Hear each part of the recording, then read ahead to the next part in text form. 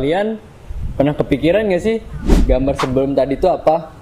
Mungkin kalian berpikir itu sungai, itu hanya laut. Sebenarnya itu adalah bagian dari fluida. Fluida itu apa sih? Jadi, fluida itu adalah zat yang dapat berubah dan dapat mengalir. Itu terjadi karena ikatan antar partikelnya yang sangat lemah, berbeda dengan zat padat. Zat padat memerlukan gaya tertentu untuk membuatnya berubah. Selanjutnya, fluida itu dibagi menjadi dua. Ada fluida cair dan fluida gas. Nah, bedanya itu apa? Kalau fluida cair itu volumenya tetap, tetapi bentuknya dapat berubah. Contohnya seperti minyak, air laut, dan sebagainya. Sedangkan kalau gas itu memiliki volume yang berubah dan bentuk yang berubah juga. Seperti oksigen, uap air, dan sebagainya. Terdapat dua jenis fluida, yaitu fluida statis dan fluida dinamis. Yang pertama, fluida statis menjelaskan tentang zat cair atau gas yang berada dalam kondisi diam atau tidak bergerak, dan fokus utamanya terletak pada tekanan hidrostatis, gaya angkat atau hukum Archimedes, dan penurunan tekanan pada ruangan tertutup atau hukum Pascal.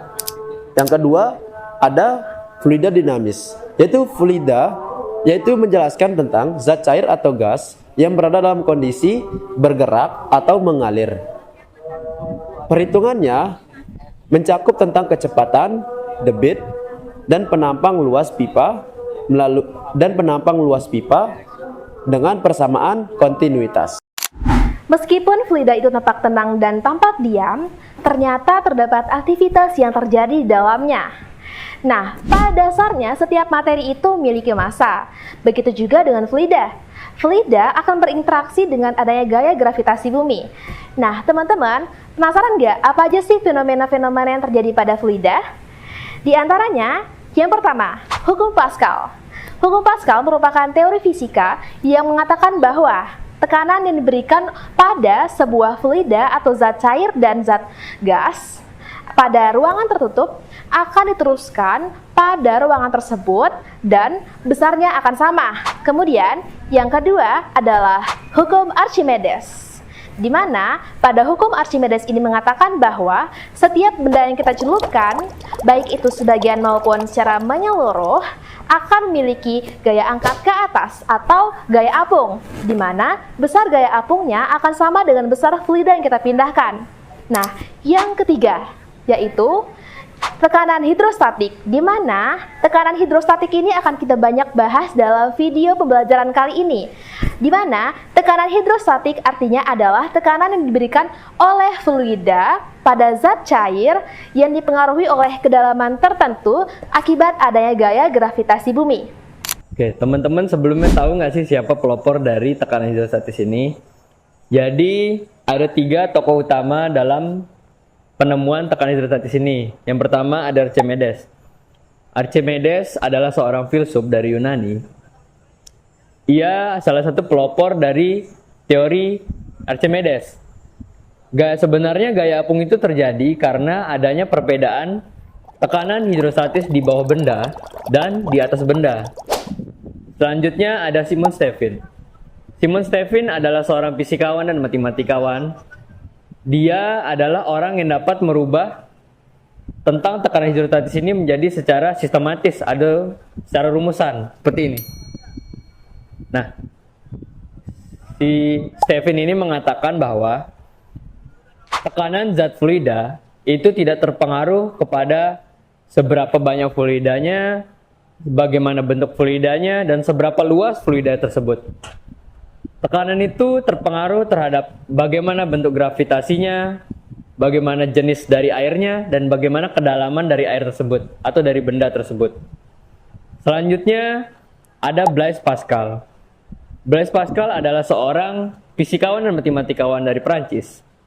Ia mengatakan bahwa zat fluida memberikan tekanan secara merata atau tersebar itu dengan sama besar. Ia menemukannya saat uji tentang tong kayu yang berisi air. Di mana sih terjadi tekanan hidrostatis? Jawabannya, terjadi di lautan atau di sungai maupun kolam renang. Nah, pernah nggak sih kalau kita menyelam itu semakin dalam maka telinga kita akan semakin sakit?